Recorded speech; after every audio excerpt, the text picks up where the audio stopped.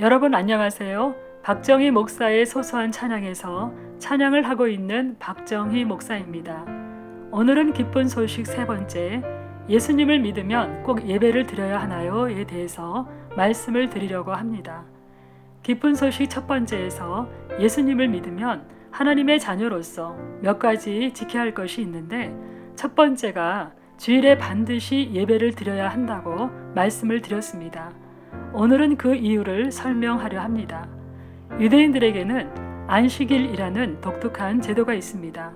안식일을 가리키는 히브리어는 샤바트인데, 이는 일을 중지하다, 행동을 멈추다, 휴식하다는 의미를 지닙니다. 즉 안식일은 하던 일을 중지하고 쉬는 날을 말합니다. 이 제도가 확장되어 6년 동안 일하고 7년째에 쉬는 것을 안식년이라고 합니다.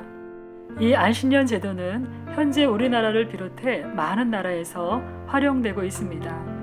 유대인들은 토요일을 안식일로 정해놓고 쉬었습니다.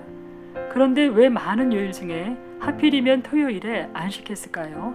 출애굽기 20장 8절로 10절에 그 답이 있습니다.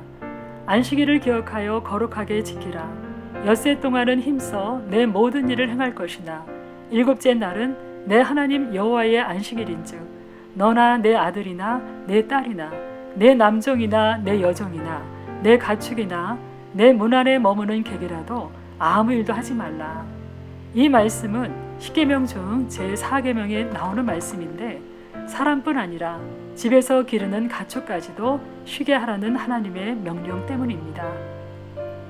이 제도가 만들어진 배경이 되는 말씀이 있는데, 창세기 2장 1절로 3절입니다. 천지와 만물이 다 이루어지니라.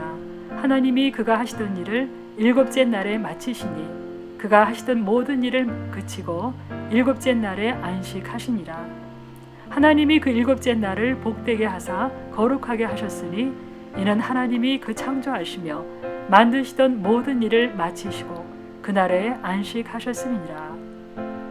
하나님께서 천지를 창조하실 때 6일 동안 다 만드시고 7일째 되는 토요일에 아무 일도 하지 않으시고 안식하셨습니다. 따라서 하나님의 택함을 받은 유대인들도 하나님의 말씀에 따라 토요일을 안식일로 정해놓고 쉬었습니다. 여러분, 한 주의 시작이 무슨 요일이죠?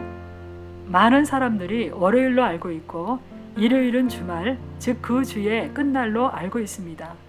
그런데 우리가 사용하는 달력을 보면 한 주의 첫날은 월요일이 아니고 일요일입니다. 유대인의 달력도 우리가 사용하는 달력과 동일합니다. 일요일부터 6일째가 금요일이고 7일째가 토요일이기 때문에 유대인들은 토요일이 안식일이 되는 것입니다.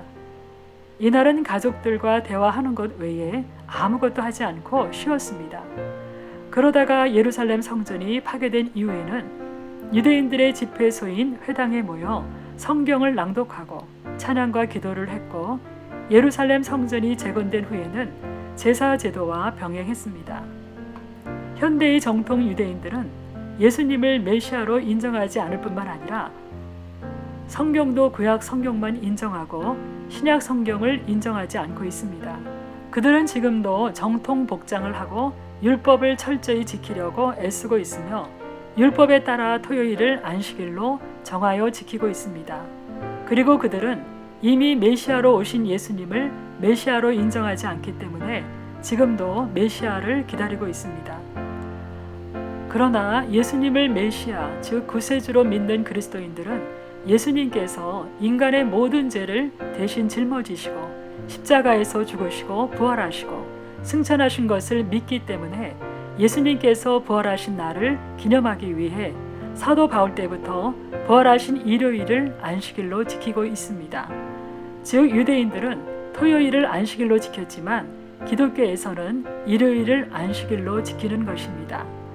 예수님이 십자가에서 죽으신 날이 금요일이고 부활하신 날은 3일째인 일요일 새벽입니다. 그래서 예수님이 부활하신 일요일을 주님의 날, 줄여서 주일이라고 부릅니다. 사실 주일은 엄격히 말하면 유대인의 안식일과는 차이가 있습니다. 안식일은 율법이라는 엄격한 규정 안에서 많은 제약을 받으며 지켜지지만, 주일은 예수님의 은혜 안에서 안식일에 비해 제약을 훨씬 덜 받을 뿐만 아니라 더 자유롭게 지켜집니다. 그럼에도 예배만큼은 반드시 드려야 하는데 이것을 주일 성수 또는 성수주일이라고 합니다. 예배란 원래는 종이 주인에게 문안할 때 존경의 표시로 머리를 조아리며 발에 입맞추는 것을 가리켰습니다. 결국 예배는 하나님을 향한 존경과 경외심이 수반된 엄숙한 행위임을 보여줍니다.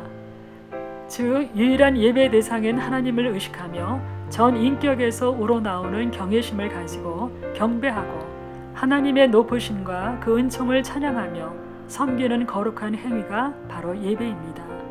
기독교에서의 예배는 목숨을 걸고서라도 반드시 드려야 하는 아주 중요한 의식입니다. 이 예배는 일제강점기 때 일본에 의해 강제로 교회 문을 닫았을 때에도 집이나 다른 장소에서 드렸고 6.25 전쟁 중에도 드렸습니다. 본인이 탈북자이면서 탈북자들을 대상으로 교회를 하고 있는 김은진 사모의 간증과 다른 탈북자들의 간증에 의하면 북한에서 예배를 드리다가 발각되거나 교회 용품을 가지고 있다가 적발되면 당국에 잡혀가서 우리가 상상할 수 없는 고문과 핍박을 당하는데 고문당하다 죽는 사람이 많다고 합니다. 심지어 예수님을 믿는다는 이유로 생체 실험장으로 끌려간다는 소문도 파다하다고 합니다. 그럼에도 불구하고 지하교회 성도들은 지금도 목숨을 걸고 깊은 산속이나 동굴에서 몰래 예배를 드린다고 합니다. 가정에서 예배 드리는 경우에는 찬양하는 소리가 밖으로 나가면 안 되기 때문에 속삭이듯이 부르거나 입만 벙긋벙긋하며 찬양한다고 합니다. 성경책을 갖고 있지 않는 곳이 대부분인데 목숨을 걸고 숨겨둔 한 권으로 돌려 읽으면서 예배를 드리고 또 말씀을 너무 읽고 싶은데 성경이 없으니 일부를 필사해 돌돌 말아서 이불의 조그만 빈틈에 숨겨두고 수시로 몰래 꺼내보며 암송하고 은혜를 받는다고 합니다. 중국에서도 교회에 대한 탄압이 심해져 예배를 드리지 못하도록 방해할 뿐만 아니라 정부의 입맛에 맞지 않는 교회는 폐쇄하고 목사님들을 감옥에 가두며 선교사님들을 추방하고 있습니다. 당국에 의해 감옥에 갇힌 목사님들은 탄압에 저항하며 목숨을 걸고 예배 드리다가 강제로 잡혀간 경우가 대부분입니다. 그리스도인에게 예배는 이렇게 목숨을 걸고서라도 드려야 할 정도로 중요합니다. 그러므로 당신이 진정한 그리스도인이라면 피치 못할 경우를 제외하고 주일 예배는 반드시 드리시기 바랍니다. 하나님은 예배자의 중심을 보십니다. 감사합니다.